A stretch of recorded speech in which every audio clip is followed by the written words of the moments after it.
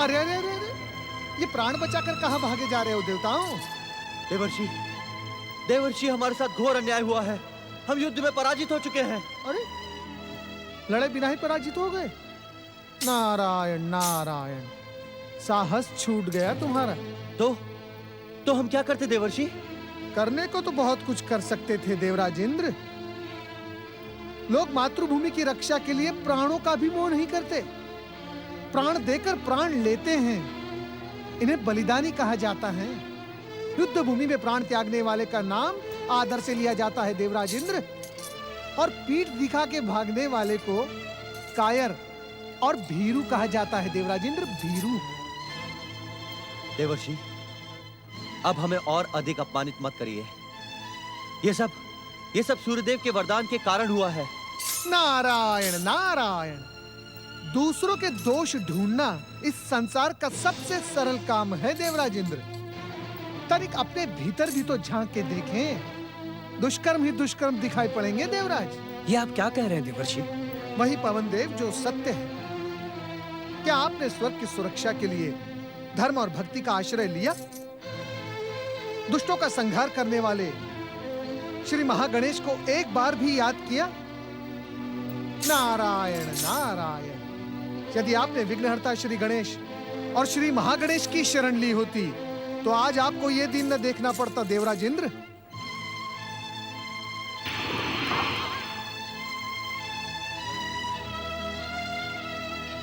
प्रणाम देवर्षि। देवर्षि, मैंने क्रोधासुर को वरदान देने से पहले सिंधु दैत्य का परिणाम याद दिलाते हुए उसे सावधान किया था। नारायण नारायण, आपने उसे किस प्रकार सावधान किया था सूर्यदेव? मैंने उसे कहा था कि यदि वो परमदेव श्री महागणेश के अवतारों के प्रति वरदानी शक्तियों का प्रयोग करेगा तो वे व्यर्थ हो जाएंगी। इसीलिए देवताओं को परमदेव श्री महागणेश की आराधना करके उनकी कृपा प्राप्त करनी चाहिए। धन्य हैं आप सूर्यदेव, धन्य हैं। धन्य है आपकी कीर्ति और धन्य है आपकी देवनिष्ठा। आपने अपने ही वरदान के विरुद्ध देवताओं की सहायता करके आपने अपना नाम इतिहास के पन्नों में स्वर्ण अक्षरों में लिखवा दिया। क्षमा करें देवऋषि, मुझे इसमें प्रशंसा का कोई कारण नहीं दिखाई पड़ता। नारायण नारायण, कारण तो उसे दिखाई देता है देवराज इंद्र जिसके भीतर धीरज, धैर्य और संतोष हो। स्वार्थ और ईर्ष्या ने आपकी बुद्धि विवेक को नष्ट कर डाला है। जिसे आप अपना शत्रु समझते रहें, वे ही भगवान सूर्य इस समय आपको भगवान श्री महागणेश की आराधना का परामर्श देने आए हैं देवराज। पहले इनसे ये पूछिए कि परिणाम को जानते हुए भी इन्होंने क्रोधासुर को वरदान दिया ही क्यों? आपकी वरदानी शक्ति की आड़ में वो हम देवताओं की कीर्ति दूर दुसरित करने में सफल रहा। इस प्रश्न का कोई उत्तर है आपके पास? मैं आपके किसी भी प्रश्न का उत्तर नहीं देना चाहता देवराज। ये तो केवल एक परामर्श था जो देवताओं की खोई हुई कीर्ति को पुनः स्थापित कर सकता है, वो मैंने दे दिया। अब यहाँ एक पल रुके रहना अनुचित है। प्रणाम देवर्षि। ओम श्री महागणेशाय नमः।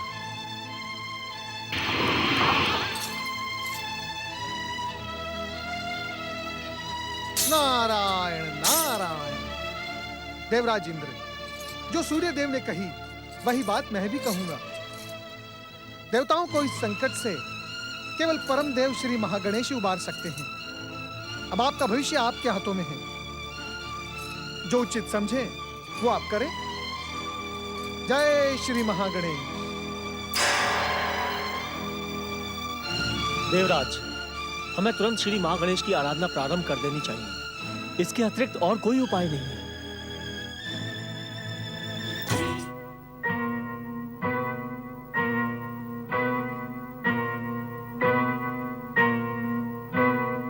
माता, लोक कल्याण और जनहित के जिस संकल्प को साध कर तुमने तपस्या की थी वह श्री महागणेश की इच्छा से पूर्ण हुई।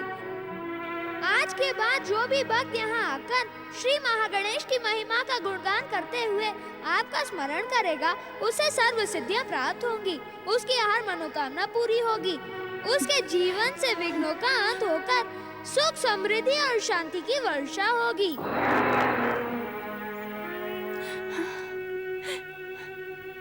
प्रणाम माता।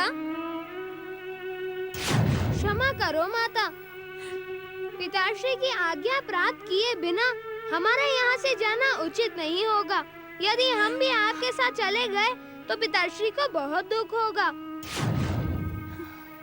मैं जानता हूँ माता, कैलाश का त्याग करते समय मेरे साथ न आने का दुख अभी भी तुम्हारे भीतर है।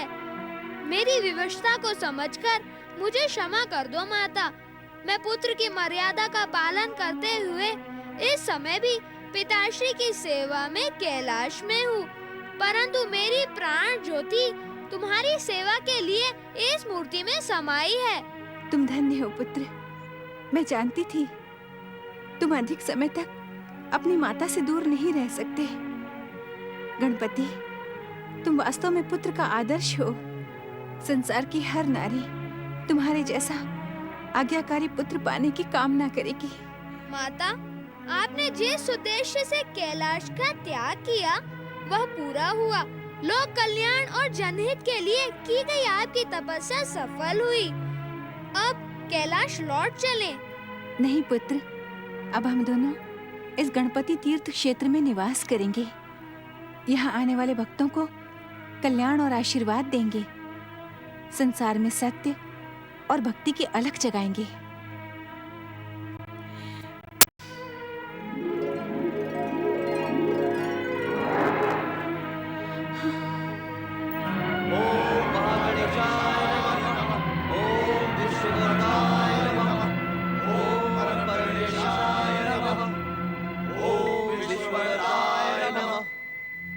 हे परमदेव श्री महागणेश, आपकी आराधना में स्वयं को समर्पित ना करके हम देवताओं ने घोर अपराध किया है और इस अपराध का दंड हम पराजित होकर भुगत रहे हैं। हे परमदेव, हम अज्ञानियों की भूल को क्षमा कर दें। हम पर कृपा करें परमदेव, हम पर दया करें। हम पर कृपा करें परमदेव, हम पर दया करें श्री महागणेश। हमें क्षमा करें श्री महागणेश। क्षमा करें श्री महागणेश। देवराज इंद्र, देवगणों,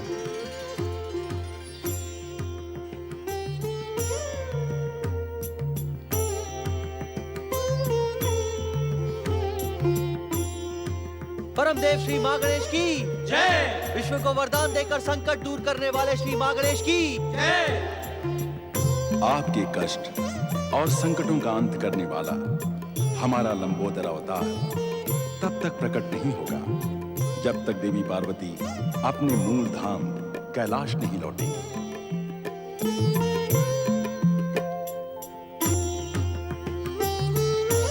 इसलिए सर्वप्रथम शक्ति स्वरूपा देवी पार्वती को प्रसन्न करके प्रार्थना कीजिए कि वे कैलाश लौटकर हमारे लंबोदर अवतार को प्रकट करने की भूमिका बनाए। आप सबका कल्याण हो।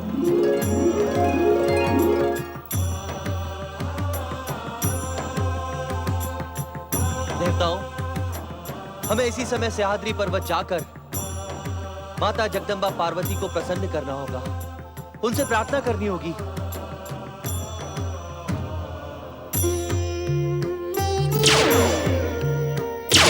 जगत जननी जगदम्बा माता पार्वती की जय। सर्वमंगल मांगल्ये शिवे सर्वार्थसाधिके शरण्ये त्र्यंबके गौरी नारायणी नमोस्तुते।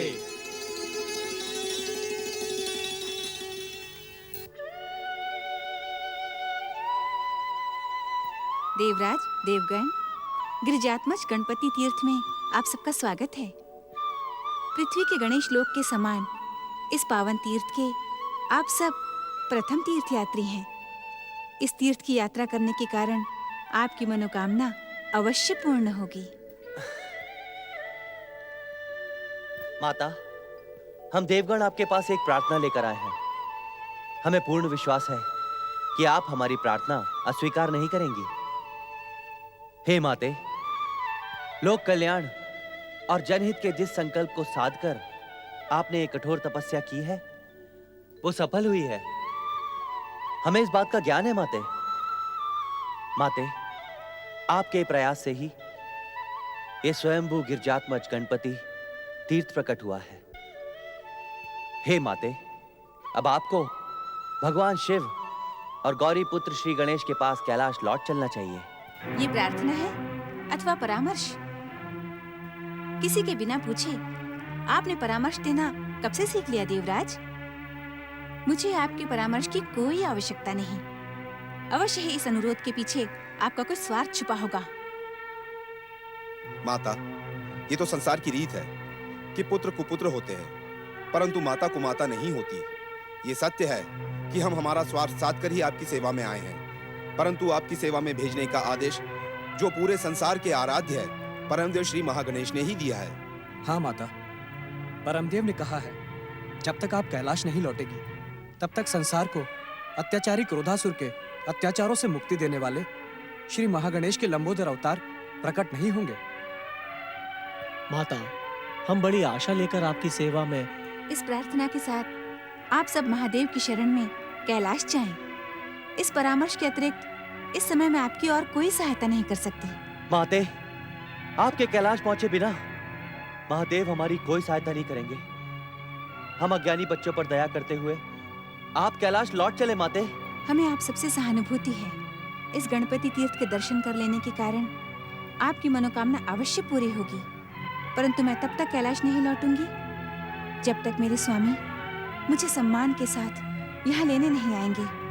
ये मेरा दृढ़ निश्चय है। माता, ऐसी स्थिति में तो यदि कल्याण स्वरूपी भगवान शिव को आप देवताओं का कल्याण प्रिय होगा तो उन्हें यहाँ अवश्य आना होगा।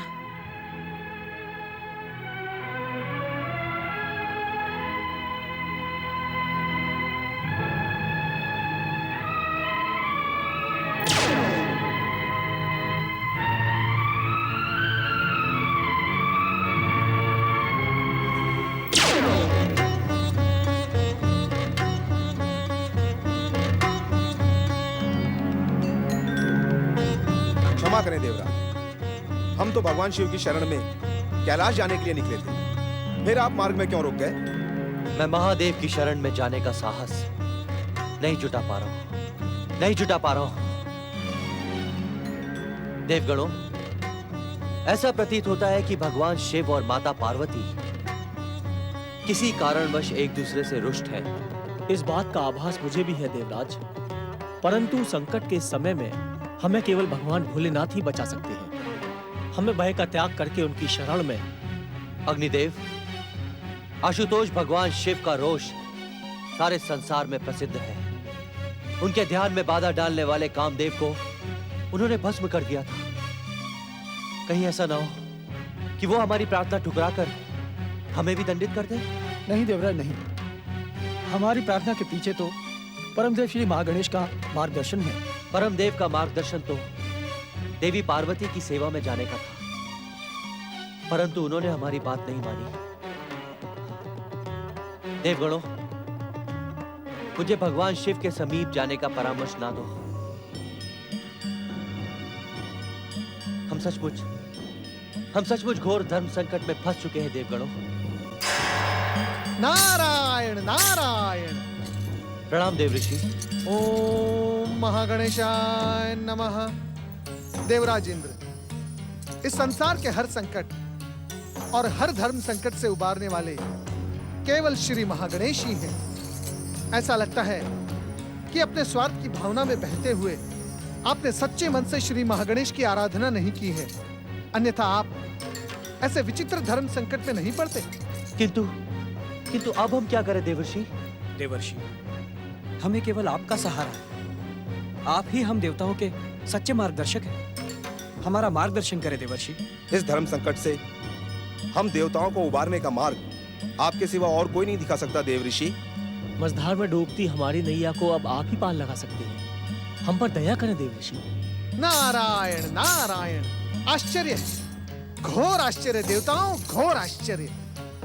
आप लोगों के भीतर ये जो बुद्धि, विवेक और विनम्रता है, ये तभी जागती है जब आप किसी संकट के दलदल में डूबने लगते हैं। यदि सामान्य परिस्थिति में भी आपकी बुद्धि, विवेक और विनम्रता, इन सब का आप सहारा लें, तो संकट आपके आसपास आने का भी साहस नहीं कर सकता देवताओं। देवर्षि, माता पार्वती ने?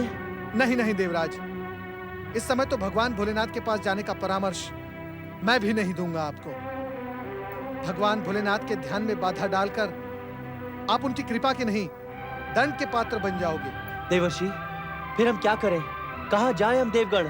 नारायण नारायण, कहीं ना कहीं तो जाना ही होगा ना देवराज इंद्र, क्योंकि बात अब केवल स्वर्ग पर अधिकार तक सीमित नहीं है। स्वर्ग सिंहासन पर बैठकर क्रोधासुर अत्याचारी हो गया है। निर्दोष प्राणियों के प्राण बचाने के लिए कोई ना कोई उपाय तो करना ही होगा। देवर्षि, हमारी व्याकुलता का अंत करने के लिए और संसार की रक्षा करने के लिए शीघ्र अतिशीघ्र कोई उपाय बताएं। देवराज, देवगणों, इस समय तो आप परमपिता ब्रह्मा जी और श्री हरि विष्णु की शरण में जाएं। वे आपको इस धर्म संकट से अवश्य मुक्ति दे सकते हैं। नारायण नारायण। देवर्षि का परामर्श उचित है। हमें परमपिता ब्रह्मा की कृपा और श्रीहरि के बैकुंठ द्वार ने कभी निराश नहीं किया। ओम गणेशाय नमः।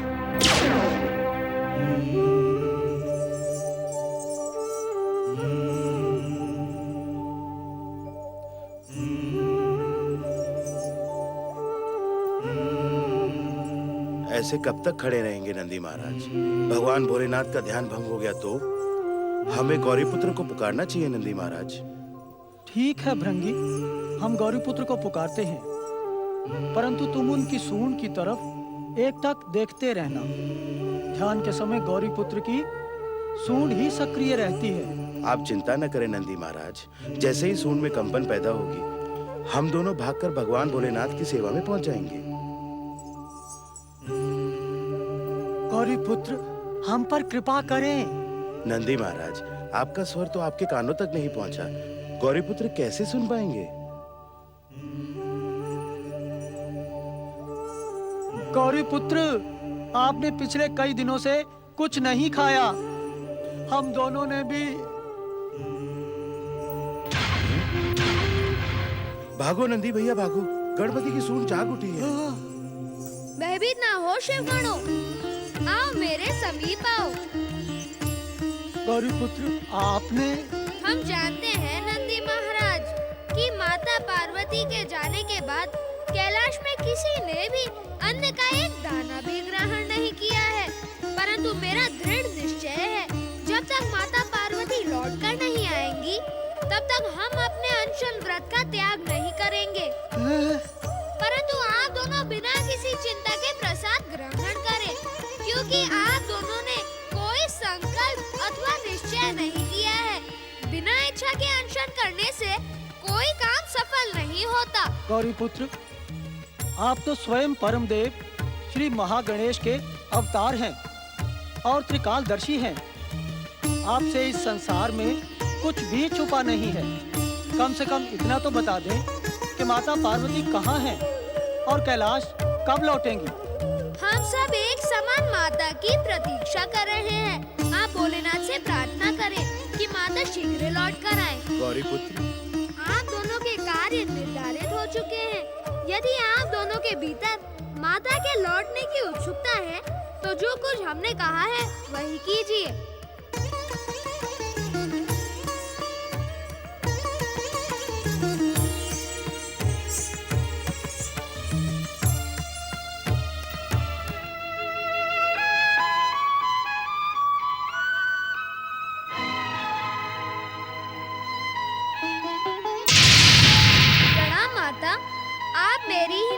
सारे संसार की माता है। आप जानती हैं कि यदि क्रोधासुर को पराजित नहीं किया गया तो वह सारे संसार में उत्पात मचा देगा। उसके अत्याचारों का प्रारंभ हो चुका है माँ। उस दुष्ट को रोकने के लिए संसार के प्राणियों पर दया करो। शीघ्र कैलाश लौटकर दुष्ट क्रोधासुर का अंत करने वाले परम देव श्री महागणेश के लंबोदर अवतार को प्रकट करने की भूमिका बनाओ माँ।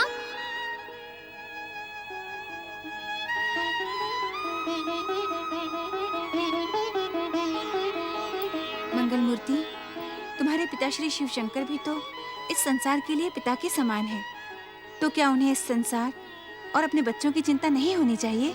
पिताश्री शिव शंकर तो कल्याण के प्रतीक है माँ। तो जगत कल्याण के निमित्त उन्हें मेरा संकल्प पूरा करने के लिए यहाँ आना ही होगा। ये मेरा अटल और अंतिम निर्णय है।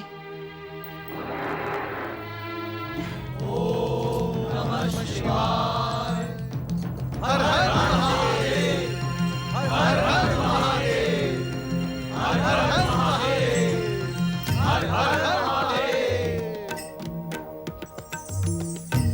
आप सभी का कैलाश में स्वागत है। ब्रह्मदेव, श्री हरि विष्णु, हमारी ध्यान समाधि के कारण आपको प्रतीक्षा करनी पड़ी, इसका हमें खेद है। देवादिदेव महादेव, आपकी सर्वज्ञ दृष्टि से इस संसार में कुछ भी नहीं छिपा हुआ। ध्यान समाधि में रहते हुए भी आपको कण कण का ज्ञान रहता है। हम सबके यहाँ प्रकट होने का कारण आप भली भांति जानते हैं। कृपा करके देवी पार्वती को कैलाश लेवाना है, इसी में संसार का कल्याण है। हे महादेव, विश्व को वरदान देने वाले श्री महागणेश की भविष्यवाणी हो चुकी है। दुष्ट और अत्याचारी क्रोधासुर को श्री महागणेश के लंबोदर अवतार ही दंडित कर सकते हैं। इसीलिए श्री हरि विष्णु, ब्रह्मदेव, अब तक जो कुछ भी हुआ है वो श्री महागणेश की इच्छा और संकेत से ही हुआ है। आगे भी जो कुछ होगा वो श्री महागणेश की इच्छा और लीला के अनुसार ही होगा। चिंतित होने का कोई कारण ही नहीं है। प्रणाम पिताश्री, प्रणाम ब्रह्मदेव, प्रणाम श्री हरि, प्रणाम देवर्षि नारद। महादेव, आपका कथन सत्य का प्रतीक और सुंदर का साक्षी है।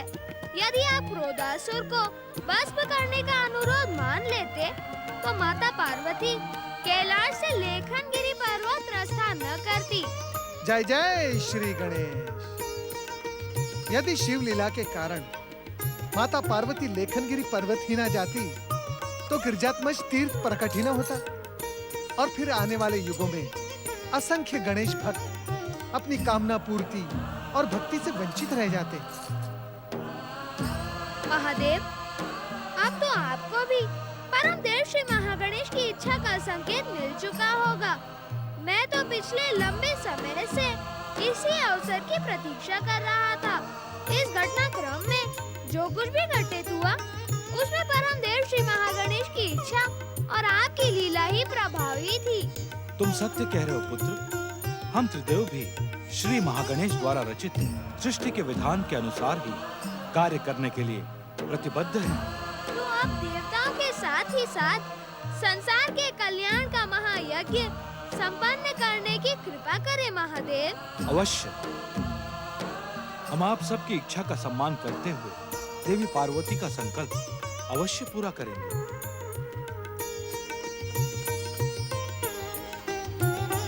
आइए आप सब भी हमारे साथ गिरजात्मज गणेश तीर्थ यात्रा का पुण्य लाभ प्राप्त करें।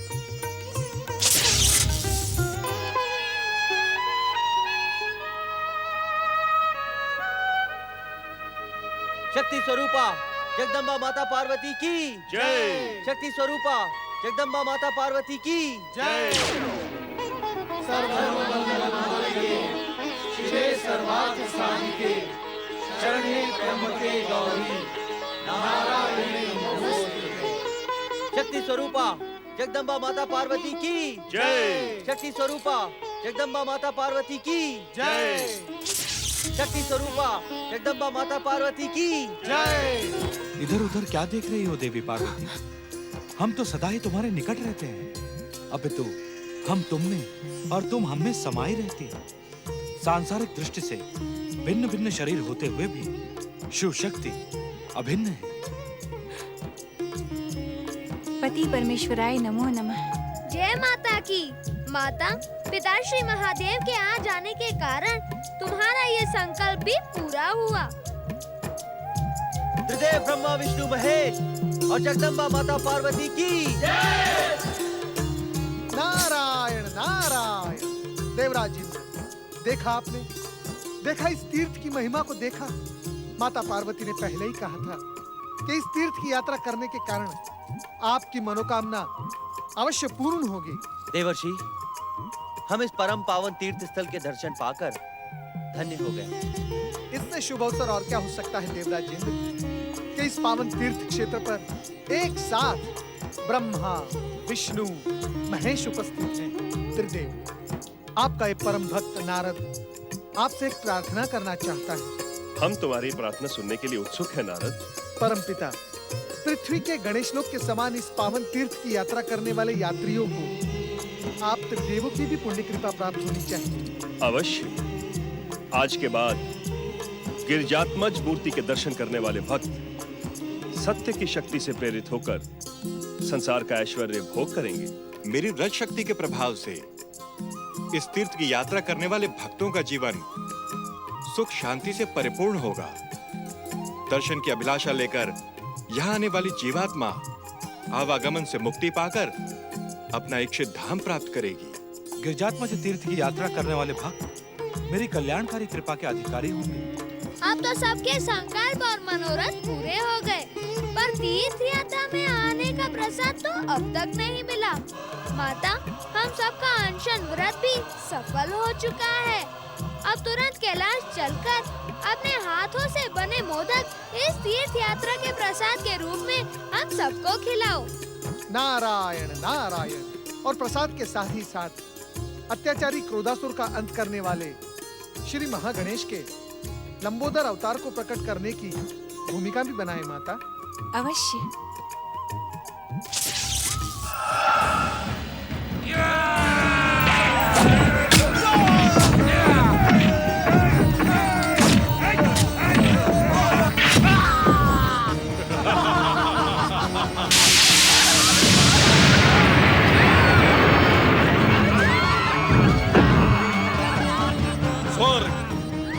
स्वर्ग के पश्चात पृथ्वी, पृथ्वी के पश्चात पाताल लोक, तीनों लोकों पर महान असुर सम्राट क्रोधासुर का साम्राज्य स्थापित होगा।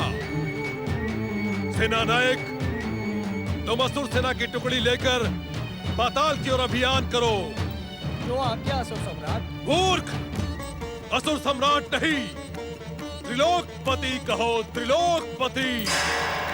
नारायण नारायण। जय जय श्री महागणेश। मूर्ख साधु, क्या तू इतना नहीं जानता कि त्रिलोकपति के सामने किसी और की जय जयकार नहीं की जाती? नारायण नारायण। मूर्ख और अज्ञानी अपने ही समान सभी को मूर्ख और अज्ञानी समझते हैं। मैं तुम्हें सावधान करने आया हूँ, मूर्ख क्रोधासुर। इन पृथ्वीवासियों पर जो तुम अत्याचार कर रहे हो ना, ये शीघ्र ही रोक दो, अन्यथा श्री महागणेश का कोप तुम्हें ले डूबेगा। नारायण।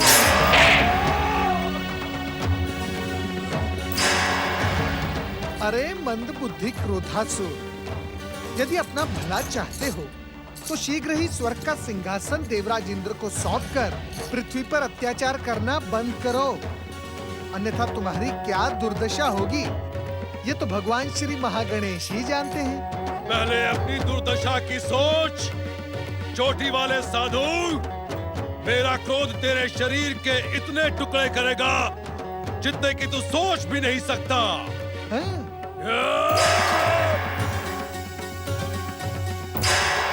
नारायण नारायण।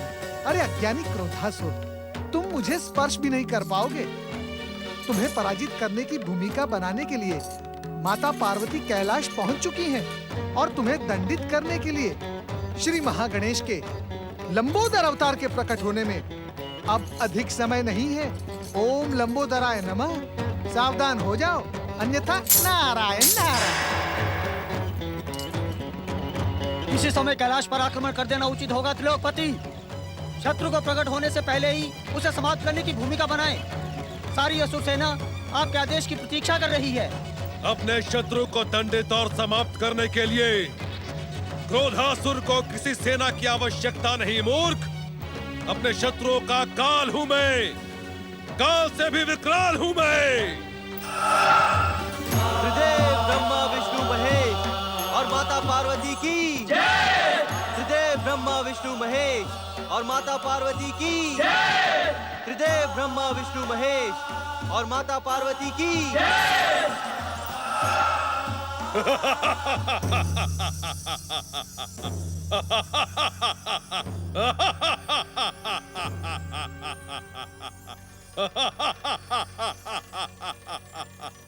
मैं वरदानी क्रोधासुर अपने परम शत्रु महागणेश की इच्छा कदापि पूरी नहीं होने दूंगा।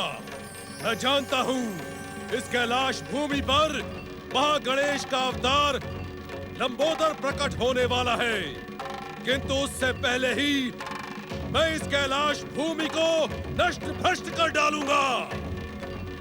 देवर्षि, तुम्हारा मार्गदर्शन पाकर भी ये उन्मत्त हो गया। इसे तो उन्मत्त होना ही था। मैंने तो पहले इसे भस्म करने का परामर्श दिया था। इसका जीवित रहना उचित नहीं है स्वामी। मंगल मूर्ति श्री महागणेश की इच्छा का संकेत मिल चुका है। इस दुष्ट क्रोधासुर को परास्त करने वाले श्री महागणेश के अवतार लंबोदर के प्रकट होने का अवसर आ चुका है। जो आज्ञा पिताश्री। परम देव श्री महागणेश के परम पावन लंबोदर अवतार प्रकट हो।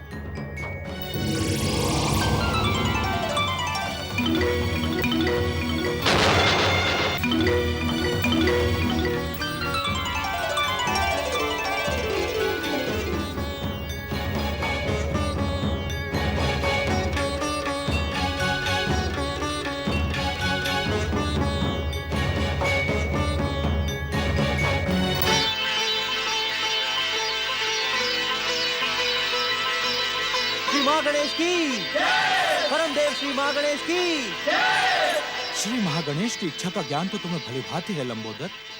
उनके अवतार का उद्देश्य पूर्ण करने का समय आ चुका है। जो आज्ञा पिताश्री। इस प्रकार क्या देख रहे हो क्रोधासुर? मुझसे युद्ध करो। कहाँ गई तुम्हारी वरदानी शक्ति? कहाँ गया तुम्हारा क्रोध? युद्ध करो। मैं तुमसे युद्ध करने के लिए ही यहाँ प्रकट हुआ हूँ। यदि युद्ध का साहस न हो तो अपने अपराधों की क्षमा मांगकर पाताल चले जाओ। नहीं, न मैं पहले पाताल गया था, न पाताल जाऊंगा। मैं त्रिलोकपति हूँ, तीनों लोकों का सम्राट हूँ। स्वर्ग के सिंहासन पर मैं ही बैठूंगा। तू कौन होता है मुझे पाताल भेजने वाला? मुझे पहचानने में भूल न कर मूर्ख क्रोधासुर। मैं तेरा काल हूँ काल। भलाई इसी में है कि स्वर्ग का सिंहासन देवराज इंद्र को सौंपकर पाताल के अंधकार में अचेत हो जाओ। अचेत तो मैं तुझे करूँगा गजमुख। तेरे माता पिता और सभी शुभ शक्तियों को अचेत कर पाताल के अंधकार में धकेल दूंगा। ले संभाल मेरा प्रहार। हाँ।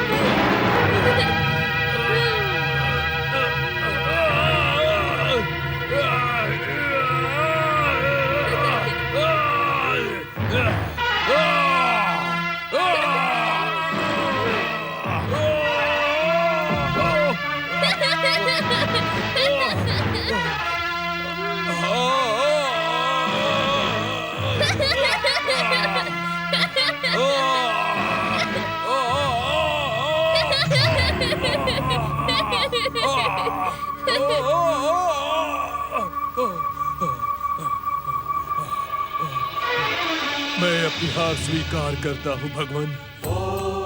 हे लंबोदर, मुझे क्षमा कर दीजिए, मुझे क्षमा कर दीजिए, मुझे क्षमा कर दीजिए भगवान, मुझे क्षमा कर दीजिए।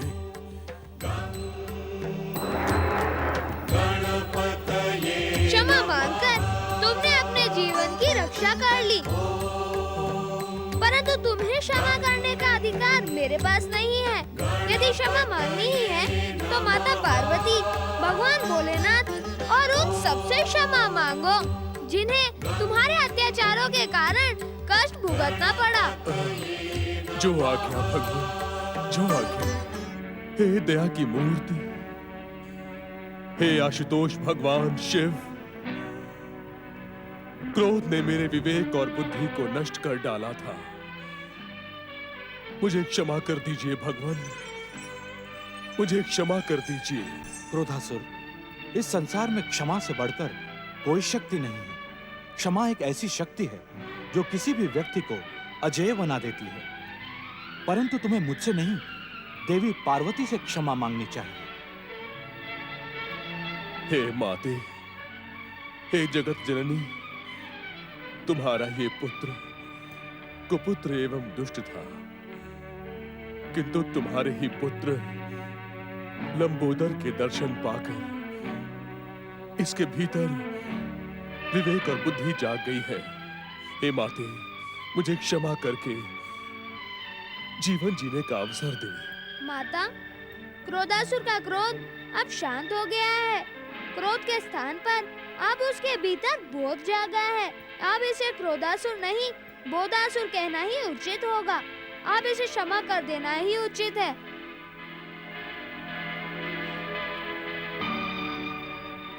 माता, श्री महागणेश के अवतारों के पावन दर्शन पाकर मेरे हृदय में श्री गणेश भक्ति का उदय हो गया है। अब मैं श्री गणेश भक्ति करके अपने पापों का प्रायश्चित करना चाहूंगा। तुम्हारा कल्याण हो वत्स बोधासुर। आज के बाद तुम इस संसार में गणेश भक्त बोधासुर के नाम से ही प्रसिद्ध होगे। माताश्री, पिताश्री, मुझे ज्ञात नहीं था कि मेरा काम इतना शीघ्र समाप्त हो जाएगा। अब मुझे भी आज्ञा दीजिए। तुमने अपने कार्य को जिस सुंदरता से संपन्न किया है लंबोदर, उसकी जितनी भी प्रशंसा की जाए उतनी ही कम है। भविष्य और इतिहास के पृष्ठों पर तुम्हारे कार्य के समान तुम्हारी कीर्ति भी अमर रहेगी। तुम्हारा नाम लेने मात्र से भक्त का जीवन भय और दुख से मुक्त हो जाएगा। प्रणाम पिताश्री, प्रणाम माताश्री।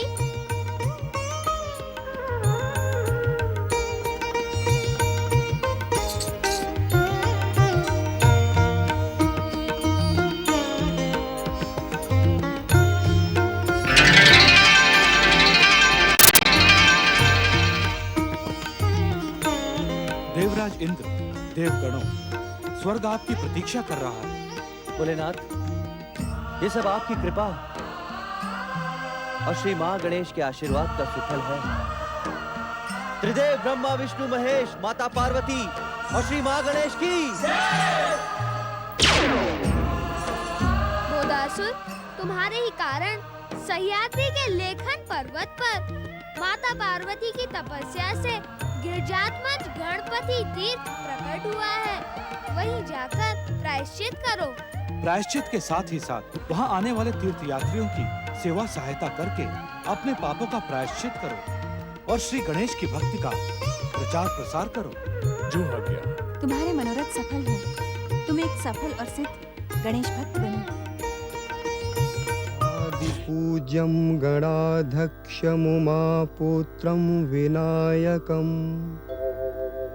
मंगलं परमं रूपं गंगं गंगणेशं नमाम्यहम्। परम पावन अष्टविनायक तीर्थों की पावन परंपरा में अत्यंत प्रसिद्ध और महत्वपूर्ण तीर्थ क्षेत्र मयूरेश्वर अथवा लोक भाषा में मोरगांव, ये गणेश धाम क्षेत्र भूस्वानंद भुवन के नाम से भी लोकप्रिय है। अर्थात यहाँ की भूमि का अंतर्भाग मोर के आकार में था। प्राचीन काल में यह स्थान पक्षीराज मोरों का क्रीड़ा स्थल था, इसीलिए ये मोरगांव मंदिर मयूरेश्वर के नाम से प्रसिद्ध हुआ। पौराणिक मान्यताओं और भक्तों की आस्था के अनुसार ये तीर्थ अत्यंत जागृत है। यहाँ पर भक्ति भावना को समर्पित सभी की सभी मनोकामनाएं पूरी होती हैं। श्री गणेश पुराण के अनुसार ये तीर्थ 5 महादेवताओं की तपस्या तथा आराधना से प्रकट हुआ था, जिनमें प्रथम थे सृष्टि के रचनाकार परमपिता ब्रह्मा जी। ब्रह्मा, परमपिता ब्रह्मा, मेरी इच्छा, मेरी रचना शक्ति से ये विभिन्न रंगों वाली सृष्टि आकार पाती है।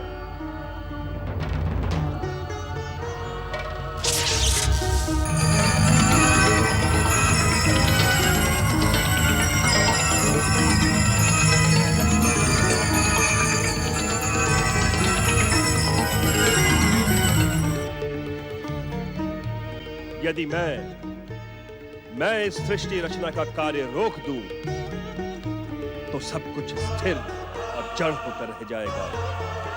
ये सृष्टि निष्क्रिय और निष्प्राण होकर रह जाएगी। मैं ही हूं इस सृष्टि का आधार और कारक ब्रह्मा। मैं हूं त्रिदेवों में प्रथम और शुभ शक्तियों में सर्वश्रेष्ठ ब्रह्मदेव। मेरी महानता सर्वोपरि है। इस संसार में कोई भी शक्ति मेरी श्रेष्ठता से बराबरी नहीं कर सकती।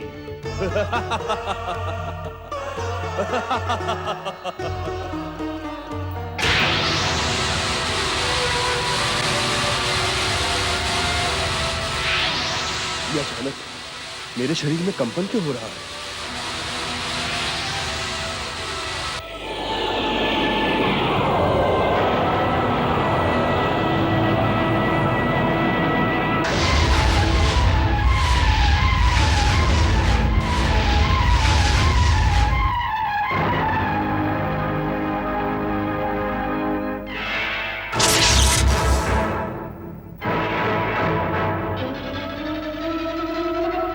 महागणेशाय नमः। कौन हो तुम? ओम महागणेशाय नमः। अपना परिचय दो। तुम तो मेरी इच्छा से प्रकट नहीं हुई हो। ओम महागणेशाय नमः। मुझ सृष्टि के रचनाकार ब्रह्मदेव की इच्छा के बिना आकार पाने वाली देवी कौन हो तुम? शीघ्र बताओ, कौन हो तुम? सृष्टि के रचनाकार ब्रह्मदेव। मैं आपकी सृष्टि रचना और कल्पना शक्ति के अभिमान को खंडित करने के लिए संसार की सर्वोच्च शक्ति श्री महागणेश की इच्छा से प्रकट हुई हूँ। मैं आपके साथ साथ संसार के समस्त प्राणियों को श्री महागणेश की महानता और सर्वश्रेष्ठता का संदेश सुनाने आई हूँ। परंतु तुम हो कौन? अभी भी नहीं पहचान पाए मुझे? मेरे ये 4 मुख और 4 भुजाएं मेरा सरल और साधारण परिचय था।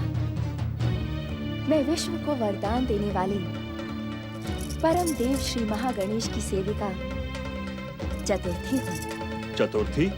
हाँ ब्रह्मदेव, वो चतुर्थी जो समस्त तिथियों में सर्वमंगलकारिणी है। आप तो ये रहस्य जानते ही हैं कि जो व्यक्ति चतुर्थी तिथि को श्री महागणेश अथवा उनके अवतारों की पूजा, भक्ति और आराधना करता है, श्री महागणेश की कृपा से उसकी हर मनोकामना पूर्ण हो जाती है। चतुर्थी तिथि की ऐसी कौन सी विशेषता है जो श्री महागणेश की प्रिय बन गई? ब्रह्मदेव, जिस प्रकार ज्योतिष शास्त्र में दिनों के अनुसार ग्रहों का विशेष प्रभाव होता है, उसी प्रकार प्रतिपदा आदि 15 तिथियों का भी किसी न किसी दैवी शक्ति के साथ विशेष संबंध है। चतुर्थी के अधिष्ठाता और आराध्य सभी विघ्नों का अंत करने वाले श्री महागणेश हैं। परंतु इस पर भी तुम्हारी विशेषता प्रकट नहीं होती है चतुर्थी। ब्रह्मदेव, चतुर्थी तिथि को सूर्य और चंद्र का अंतर कुछ ऐसी कक्षा में स्थित हो जाता है जिससे मानव स्वभाव में उत्तेजना और अभिमान की दुर्भावना उत्पन्न हो जाती है।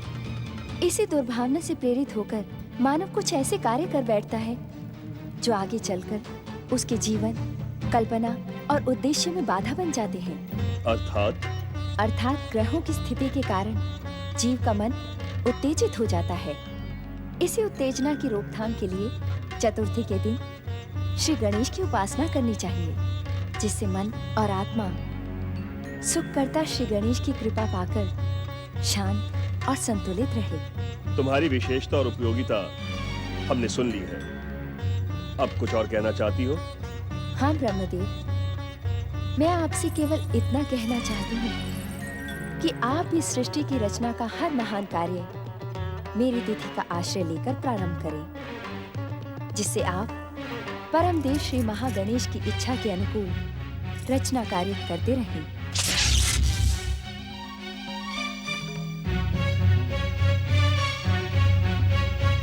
जब सब कुछ श्री महागणेश की इच्छा से ही होने वाला है, तब मेरी क्या आवश्यकता? मुझे सृष्टि के रचनाकार का संबोधन क्यों? जब मैं त्रिदेवों में सर्वप्रथम, मेरा ही कोई महत्व नहीं, तो सर्वपूज्य त्रिदेवों की क्या महानता? मैं बिना किसी का आश्रय लिए सृष्टि की रचना करके अपनी महानता सिद्ध कर दूंगा। सृष्टि रचना कार्य प्रारंभ हो।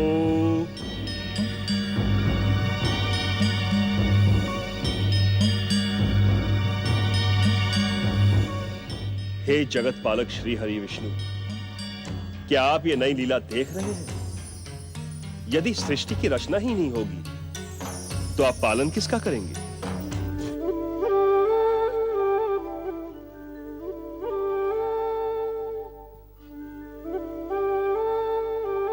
स्वामी, आंखें खोले स्वामी।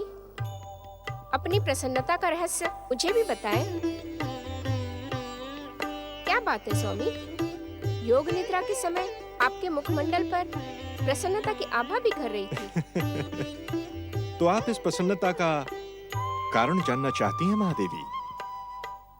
कारण तो अत्यंत सरल है। जब हम योग निद्रा में लीन होकर अपनी सृष्टि को निहारते हैं, तो मन प्रसन्न हो जाता है। आप तो जानती हैं, हम इस जगत के पालक हैं।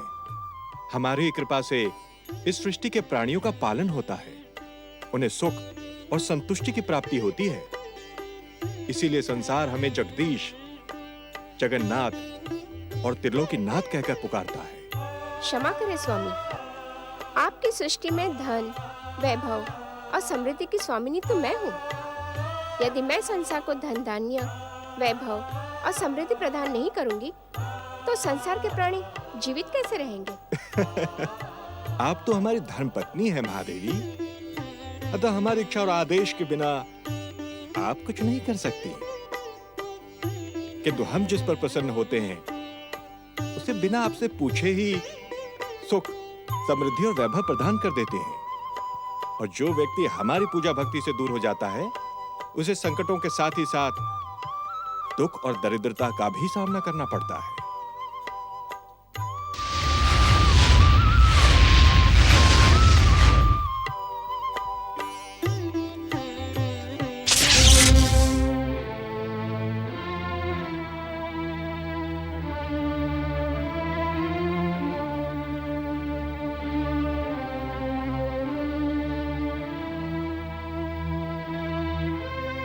प्रणाम सृष्टिपालक भगवान लक्ष्मी नारायण।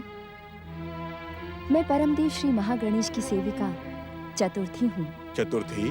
चतुर्थी? हाँ, चतुर्थी। मैं अभी अभी सृष्टि के रचनाकार ब्रह्मदेव के मन में उत्पन्न अभिमान के प्रति उन्हें सावधान करके आई हूँ। आपको भी सावधान करना मेरा कर्तव्य है। इस सत्य से आप अनजान नहीं हैं कि संसार में रचना, पालन और संहार का कार्य परमदेव श्री महागणेश की इच्छा से ही संपन्न होता है। ये तुम्हारी धारणा है चतुर्थी, तथापि अपने आराध्य के प्रति मन में ऐसी ही भावना रखनी चाहिए। ये केवल मेरी धारणा नहीं है। परमदेव श्री महागणेश केवल मेरे आराध्य नहीं है। विघ्नों का अंत करके शुभ और मंगल की वर्षा करने वाले परमदेव तो आप त्रिदेवों सहित सारे संसार के आराध्य हैं। सृष्टि की हर शुभ शक्ति का कार्य निर्धारित होता है चतुर्थी। जहां विघ्नों के अंत का कार्य परमदेव श्री महागणेश करते हैं, वहीं सृष्टि के पालन का कार्य हमारे निमित्त है। मैं इस विषय पर वाद विवाद करना नहीं चाहती। मैं तो केवल इतना कहना चाहती हूँ कि आप संसार के पालन का कार्य यदि श्री महागणेश की इच्छा से करें तो आपके मन में व्यर्थ का अभिमान प्रवेश नहीं करेगा। मुझ चतुर्थी का आश्रय लेने मात्र से ही हर शुभ कार्य निर्विघ्न संपन्न हो जाता है। प्रणाम। सुना देवी लक्ष्मी, आपने हमें सृष्टि पालन का कार्य श्री महागणेश की इच्छा से चलाना होगा। ऐसे में हमारा महत्व ही क्या रह जाएगा? हम तो श्री महागणेश की इच्छा को। स्वामी, श्री महागणेश सर्वोपरि और सर्वश्रेष्ठ है।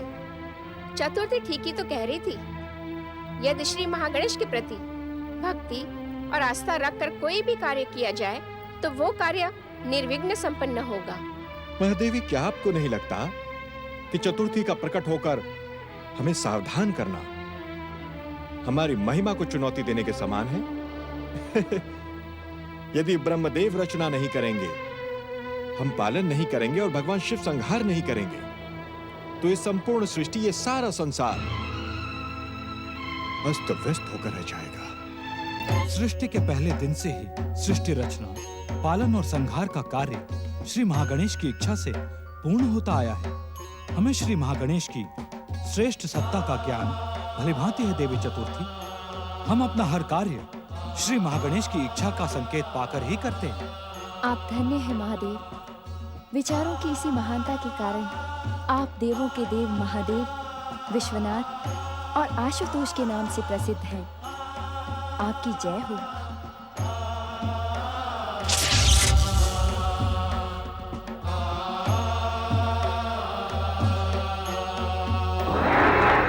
नारायण नारायण नारायण, भजमन नारायण नारायण नारायण।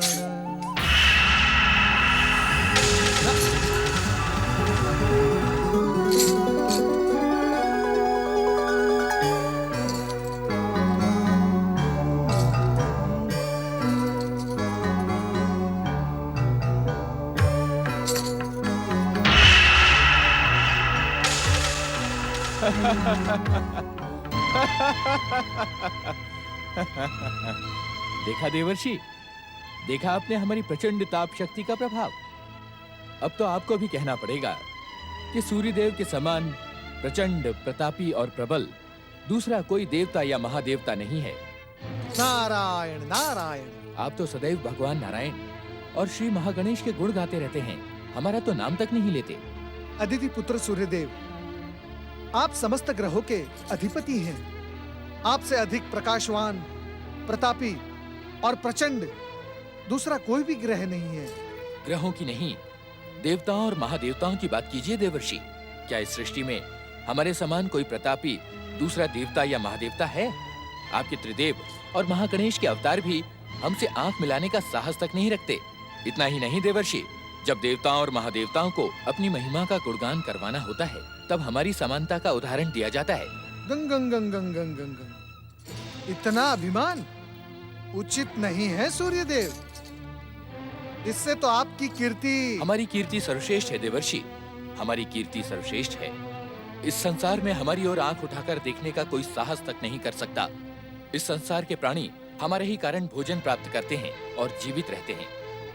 यदि हम न हो देवर्षि, तो चारों ओर केवल अंधकार का काला साम्राज्य छा जाएगा। आप मौन क्यों हैं देवर्षि? आप मौन क्यों हैं?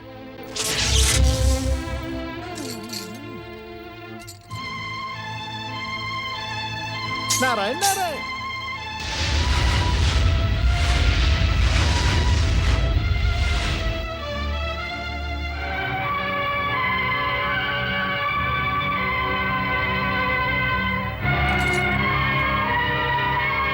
मिथ्या अभिमान का परिणाम कभी शुभ नहीं होता सूर्यदेव। आपको ये प्रतापी शक्ति परमदेव श्री महागणेश की कृपा से ही प्राप्त हुई है, क्योंकि सृष्टि के आदिदेव परमदेव श्री महागणेश हैं। हमारी प्रचंड शक्ति को चुनौती देने वाली कौन हो तुम? हम एक ही क्षण में अपने क्रोध की ज्वाला से तुम्हें भस्म कर सकते हैं। अभिमान ने आपकी बुद्धि और विवेक को नष्ट कर दिया है सूर्यदेव। आप तो स्वयं ग्रहों के अधिपति और ज्ञानी हैं। क्या आप इतना भी नहीं जानते कि अभिमानी का मिथ्या अभिमान ही उसके पतन का कारण होता है? हमें पतित करने वाला इस संसार में कोई जन्मा ही नहीं। हम तुझे तेरी दुष्टता का दंड अवश्य देंगे। देख मेरी प्रचंड ताप शक्ति का घातक प्रभाव।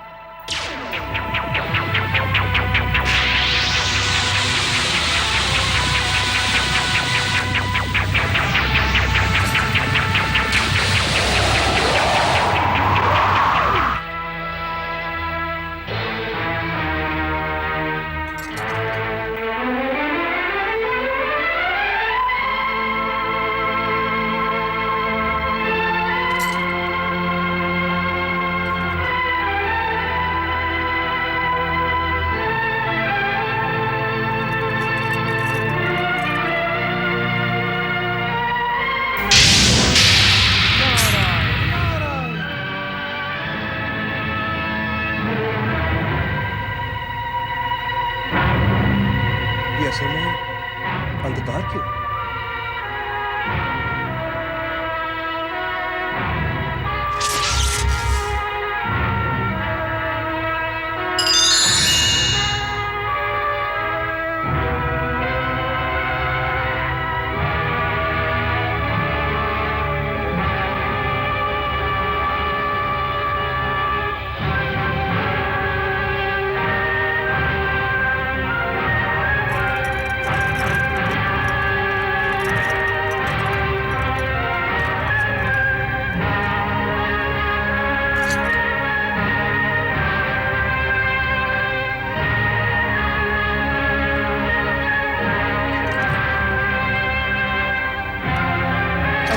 सूर्यदेव, देख रहे हैं आप?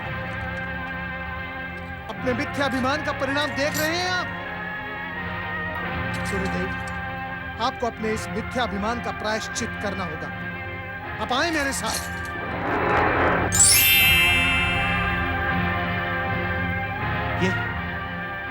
ये सूर्यदेव असमय अस्त क्यों हो गए? देवराज, मुझे तो इस घटना के पीछे कोई षड्यंत्र दिखाई दे रहा है। षड्यंत्र? कैसा षड्यंत्र वरुण देव? कोई देव शत्रु इस घटना का लाभ उठाकर स्वर्ग पर अधिकार। वरुण देव, स्वर्ग पर अधिकार करना कोई बच्चों का खेल नहीं है। मुझे तो अब तक किसी भी देव शत्रु के प्रकट होने का समाचार नहीं मिला है। क्षमा करें देवराज, हमें फिर भी इस असमय अंधकार का रहस्य जानने के लिए भगवान भोलेनाथ की सेवा में चलना चाहिए। अवश्य पवन देव, अवश्य। ओम नमः शिवाय, ओम नमः शिवाय, ओम नमः शिवाय। हर हर महादेव, हर हर महादेव।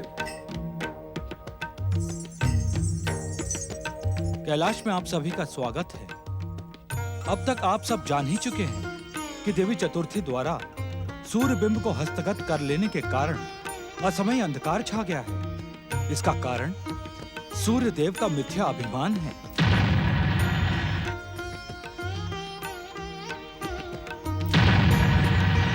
सृष्टि के रचनाकार और त्रिदेवों में प्रथम ब्रह्मदेव, सृष्टि के पालक श्री हरि विष्णु जी।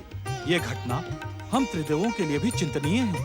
हमें अपनी भूल का आभास हो चुका है महादेव। विश्व को वरदान देने वाले परमदेव श्री महागणेश की परम लीला के निमित्त बनकर हम अपने बुद्धि विवेक को खो बैठे थे और इसी भूल के कारण हमारी शक्ति और महिमा धूमिल हो गई है। इस महिमा को पुनः पाने के लिए हमें प्रायश्चित और पश्चाताप करना होगा। भोलेनाथ, इस भूल के दोषी हम हैं। इसका प्रायश्चित और पश्चाताप हम ही करेंगे। केवल आप नहीं सूर्यदेव, भूल हमने भी की है, प्रायश्चित हमें भी करना होगा। श्री महागणेश को प्रसन्न करने वाले प्रायश्चित का मार्ग केवल आप ही बता सकते हैं महादेव। कृपया हमारा मार्गदर्शन करें। श्री महागणेश की महिमा और प्रतिष्ठा को संसार के सामने आदर्श रूप में रखने के लिए हम सबको सह्याद्री पर्वत क्षेत्र की पवित्र भूमि में जाकर तपस्या करनी होगी। श्री महागणेश की प्रसन्नता से ही हमें अपनी खोई हुई शक्ति और महानता प्राप्त होगी।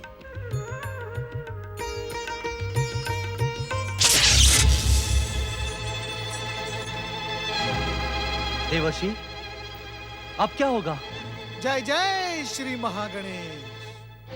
देवराज इंद्र, होगा वही जो श्री महागणेश की इच्छा होगी, परंतु नारायण नारायण। देवर्षि, आप कुछ कहना चाहते थे? देवराज इंद्र, मैं केवल कहना नहीं, परामर्श देना चाहता हूँ। देवर्षि, आपका परामर्श ही हमारा मार्गदर्शन है। इस आपातकाल में आप ही हम देवताओं के मार्गदर्शक हैं। नारायण नारायण। देवराज इंद्र, इस समय तो आप भगवान श्री महागणेश के प्रति आदर रखते हुए अपने मिथ्या अभिमान से सावधान रहें। केवल इतना करें। नारायण नारायण।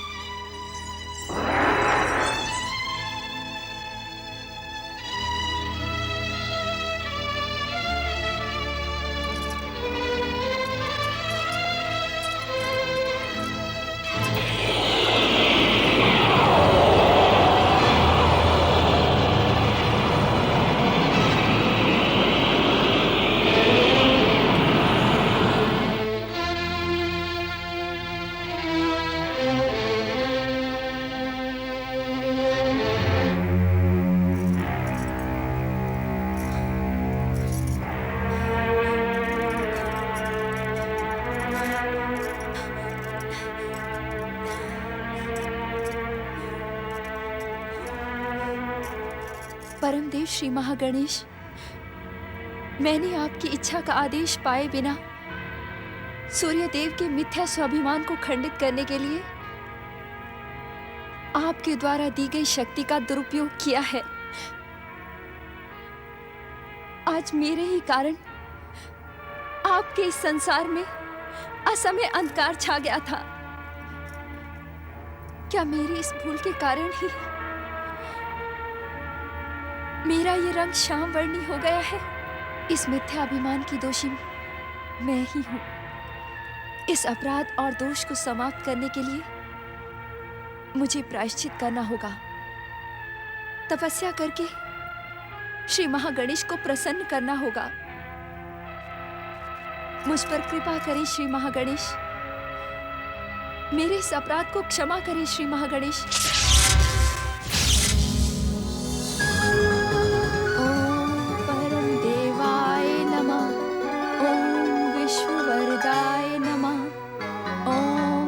गणेशाय नमः। ओम परम देवाय नमः। ओम विश्ववरदाय नमः। ओम महागणेशाय नमः। परमदेव श्री महागणेश, अपने मिथ्या अभिमान का प्रायश्चित करने और आपको प्रसन्न करने के लिए हम सभी आपकी इच्छा के अनुसार सह्याद्री पर्वत के इस मयूर क्षेत्र में तपस्या करने आए हैं। हमारी भूल को क्षमा करते हुए कृपा कीजिए और हम सभी को पुनः शक्ति संपन्न कर दीजिए। ओम महागणेशाय नमः। ओम विश्ववरदाय नमः। ओम महागणेशाय नमः। ओम विश्ववरदाय नमः।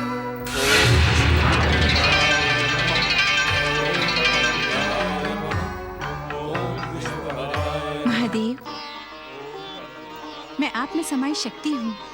इस पावन पुण्य को पाने के लिए मैं आपके साथ तपस्या करूंगी, जिससे श्री महागणेश की कृपा का लाभ शिव शक्ति के साथ साथ सभी को प्राप्त हो। उत्तम, तुम भी श्री महागणेश की इच्छा का संकेत पाकर ही प्रकट हुई हो शक्ति। आओ हमारे साथ बैठकर इस अनुष्ठान को पूरा करो। किसी भी शुभ संकल्प का प्रारंभ यदि 5 व्यक्तियों द्वारा हो तो उसके सफल होने में संदेह नहीं रहता। 5 की संख्या में ऐसी क्या विशेषता है महादेव? वैदिक संसार में वैष्णव, शैव, शाक्त, सौर और गणपत्य ये 5 प्रमुख संप्रदाय हैं। इन सभी संप्रदायों का मूल मंत्र ओमकार से प्रारंभ होता है, जो इन 5 की संगठित शक्ति का प्रतीक होता है। इसीलिए दैनिक, भौतिक और सामाजिक जीवन में 5 व्यक्तियों का जुड़ना सफलता का कारण माना जाता है। आपसे रहस्य सुनकर मेरा जीवन धन्य हुआ महादेव। अब श्री महागणेश की आराधना का प्रारंभ करें। ओम महागणेशाय नमः। ओम परम देवाय नमः। ओम महागणेशाय नमः। ओम परम देवाय नमः। गजानन, कहाँ हो तुम? प्रणाम माता। मंगल मूर्ति। गजानन, मैंने तो गौरी पुत्र को यहाँ नहीं देखा, वे तो आप ही के साथ गए थे। इतना बड़ा हो गया है, पर अपनी माता के साथ आंख मिचौली खेलने में उसे बड़ा आनंद आता है। वन में भी मेरे साथ आंख मिचौली खेलता रहा। मुझे एक क्षण के लिए भी बैठने का अवसर नहीं दिया उसने। जाओ, जाकर ढूंढो उसे। जैसी आज्ञा माता आपकी।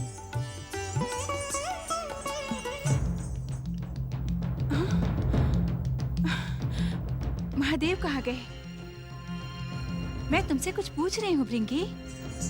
माता, कैलाश का कोना कोना छान मारा, किंतु गौरी पुत्र का कहीं पता नहीं चला। मैं ये पूछ रही हूँ कि महादेव कहाँ हैं? आपको भृंगी ने बताया नहीं? ये मेरे प्रश्न का उत्तर नहीं है। माता, स्वामी ब्रह्मा जी, विष्णु जी सूर्य देव के साथ तपस्या करने सह्याद्री पर्वत गए हैं। सह्याद्री पर्वत, जहाँ मैंने तपस्या की थी, परंतु अचानक तपस्या का क्या कारण? कारण तो मैं भी नहीं जानता, परंतु इतना जानता हूँ कि कुछ समय पहले सूर्य देव की भूल के कारण सृष्टि में अंधकार छा गया था। अंधकार? मुझे तो किसी अंधकार का ज्ञान ही नहीं। गणेश मुझे इतना छका देता है कि मुझे किसी घटना का ध्यान ही नहीं रहता। अब मैं क्या करूं? आप कुछ न करें माँ। वे दोनों कुछ समय बाद लौट आएंगे। भला वे दोनों आपसे कब तक दूर रह सकते हैं? तुमसे कितनी बार कहा है भृंगी, जितना पूछा जाए उतना ही बताया करो। प्रणाम देवी पार्वती।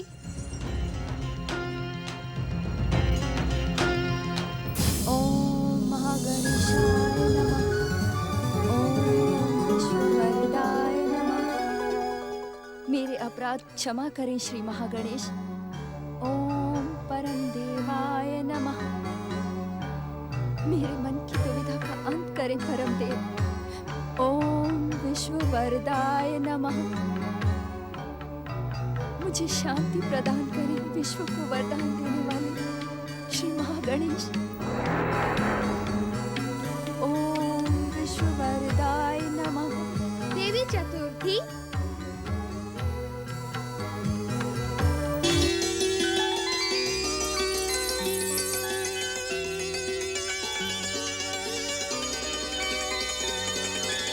तुमने जो कुछ भी किया वह परम देव श्री महागणेश की इच्छा के अनुसार ही किया।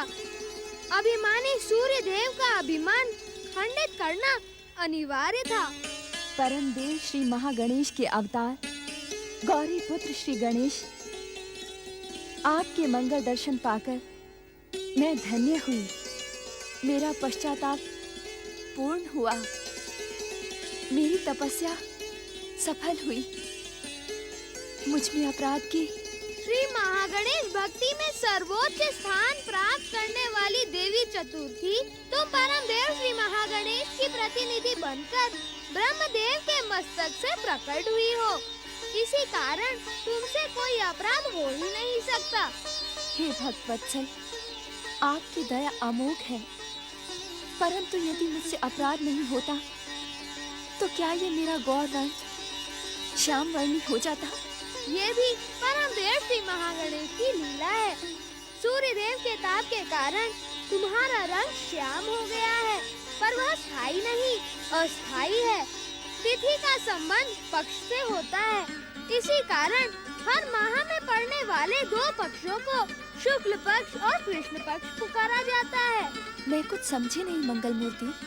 देवी, तुम प्रत्येक चंद्र मास के कृष्ण पक्ष में श्याम वर्णी और शुक्ल पक्ष में गौर वर्णी बन जाओगी। तुम्हारी भक्ति से प्रसन्न होकर हम ये दोनों श्याम और श्वेत वर्ण तुम्हें प्रदान करते हैं।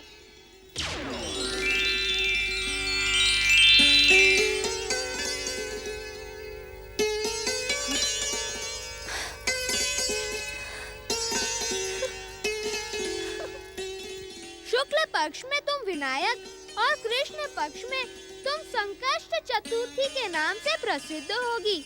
जो भक्त विनायक अथवा संकष्ट चतुर्थी को परमदेव श्री महागणेश की आराधना करेगा, वह मनवांछित फल प्राप्त करेगा। धन्य धन्य श्री गणेश। शुक्ल पक्ष की चतुर्थी मनोकामना पूरी करने वाली तथा कृष्ण पक्ष की चतुर्थी संकटों का अंत करने वाली होगी। कृष्ण पक्ष में मंगलवार के दिन पड़ने वाली चतुर्थी को अंगारिका चतुर्थी कहा जाएगा। उस दिन श्री महागणेश पूजा का विशेष महत्व निर्धारित है। सच तो ये है चतुर्थी कि तुम्हारे ही कारण अनेक गणेश भक्तों के कष्ट और दुखों का अंत होगा। मैं तो केवल निमित्त हूँ, करता तो आप है मंगल मूर्ति। नाम लेने मात्र से प्रसन्न हो जाने वाले भगवान, यदि आप वास्तव में मुझसे प्रसन्न हैं, तो मेरी एक और मनोकामना पूर्ण करेंगे। हम तुम पर केवल प्रसन्न नहीं देवी, अति प्रसन्न हैं। अपना इच्छित वरदान मांगो। प्रभु, मुझे अपने चरणों की अटल भक्ति प्रदान करें। आपके चरणों में मेरा निवास हो। बड़ी से बड़ी विघ्न बाधा आने पर भी आपसे मेरा वियोग न हो। तथास्तु। तुमने अपना इच्छित वरदान मांगकर हमें और अधिक प्रसन्न किया है। तुम्हारा कल्याण हो देवी चतुर्थी। जय श्री गणेश, जय जय श्री महागणेश।